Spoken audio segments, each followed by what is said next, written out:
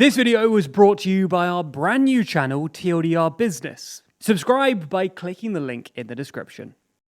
From the very outset of the war, there were legitimate concerns that Putin would use several levers at his disposal to either test Europe's patience or ratchet up the pain when it comes to supporting Ukraine. One of the biggest being Russian oil and gas prices. Before the war began, Russia supplied anywhere between 40 to 50% of the EU's natural gas imports. And so, as one of Europe's main core energy producers, Russia was seemingly in a good position to use that lever and effectively hold Europe to ransom. But ultimately, the question is whether Putin has failed to do just that.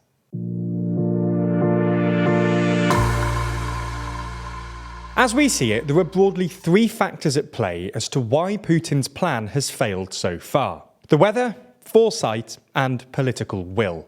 First and foremost, the weather. For the most part here, Europe has been incredibly lucky, experiencing unseasonably warm, some would even go as far as saying hot, weather.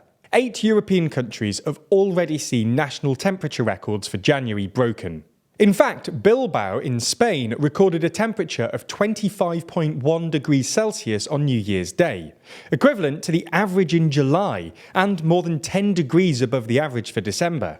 Even before the new year, the UK, Ireland, France and Spain all declared 2022 their hottest year on record. This unseasonably warm weather has ultimately meant that demands for energy is much lower than previous years in certain parts of Europe.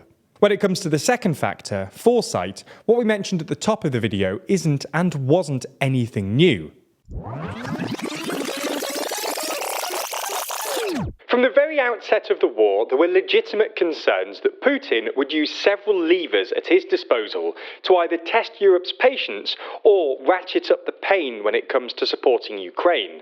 In other words, we kinda knew that Putin was either going to, or could, use natural gas supplies as a proxy war between the West and Russia. And so, very quickly, steps were taken to mitigate and reduce dependency on Russia. That is to say, as the scale of the war became ever clear, Europe began bracing for the worst. Nord Stream 2, a major natural gas pipeline connecting Russia and Germany via the Baltic Sea, had its certificate suspended in February last year. More importantly, in substantive terms, European nations rushed to fill up gas storage facilities, buying boatloads of liquefied natural gas, or LNG, from the likes of the US, Qatar and elsewhere. These gas storage facilities were filled to near capacity in the autumn and are still averaging 84% full, compared to 52% with the same time last year. In fact, at the time of writing, most countries in Europe were actually adding to their gas storage more than they were drawing down. The fact stores are so high has given many breathing room. All of which brings us on to the third factor, political will. Both when it comes to supporting their citizens and standing shoulder to shoulder with Ukraine, many European leaders have gone far beyond what was otherwise expected of them. From Germany's major investment in the new era of its military, through to the doggedly neutral nations of Sweden and Finland applying to join the NATO military alliance, things that were otherwise unimaginable to happen during peacetime did happen. Added to that, countries throughout Europe have spent truly enormous amounts of money both directly supporting Ukraine and supporting their citizens amid rising energy prices and the cost of living crisis. In the UK, the original Energy Bill Support Scheme was widely touted as perhaps the single most expensive tax or spend policy in British peacetime history, before being slightly scaled back. Germany announced a huge €200 billion energy subsidy programme. Italy has earmarked some €21 billion to help families and firms. Many countries have also urged their citizens to cut down on energy usage as much as they can, with the countries themselves leading the way. Local authorities in Denmark cut down on Christmas lighting over the festive season.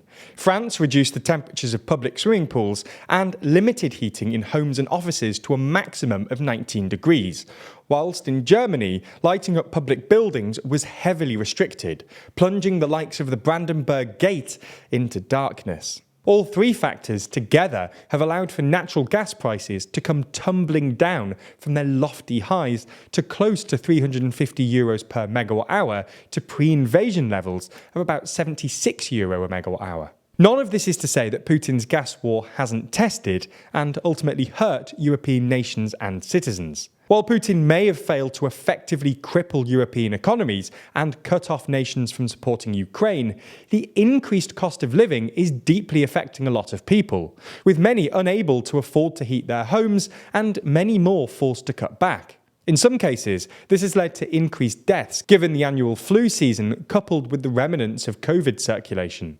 In fact, The Economist built a statistical model to predict excess mortality arising from a number of winter scenarios. In a relatively mild scenario, which is what we are thankfully seeing, the increase in deaths could be limited to just 32,000 above the historical average. In the case of a harsh winter, that excess mortality figure rises to 335,000. Italy is particularly exposed, no matter how mild or harsh the winter ends up being. In reality, Putin's plan to hold Europe ransom might not have come to fruition last year, but it might this year. As historian Adam Tooze puts it, barring something unforeseen like a Russian collapse or some extraordinary deal with OPEC, there's really no reason to think that the situation is not going to get progressively more difficult.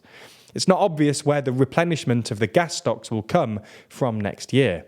Ultimately, the three factors that have made 2022 tolerable just might not be on our side this year. It's still too far out to predict the weather with any semblance of accuracy, the benefits of foresight are waning, and crucially, it's just not a given that political will hold up for another 12 months. Whilst most governments and politicians remain steadfastly committed to ensuring Russia is defeated, some are already questioning the degrees to which fighting for Ukraine's freedom is hurting their own citizens. And there may well be a time when public sentiment begins to shift further to supporting Ukraine, but not at any cost.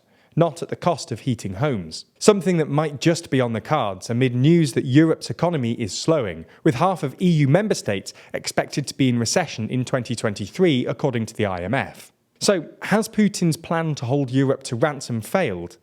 Well, not just yet. If this kind of economic story interests you, then you might want to check out our newest channel, TLDR Business. There, we've analysed which streaming service won 2022, discussed Elon Musk's drama at Twitter, and if he's compromised by China. We've broken down why Apple has too much money, explained why everyone, especially Taylor Swift, hates Ticketmaster, questioned if TikTok is the ultimate Chinese propaganda tool, and explained why Twitter had to scrap their clone of OnlyFans. All of these videos and much more can be found on TLDR Business, which you really ought to subscribe to right now. Anyway, thanks.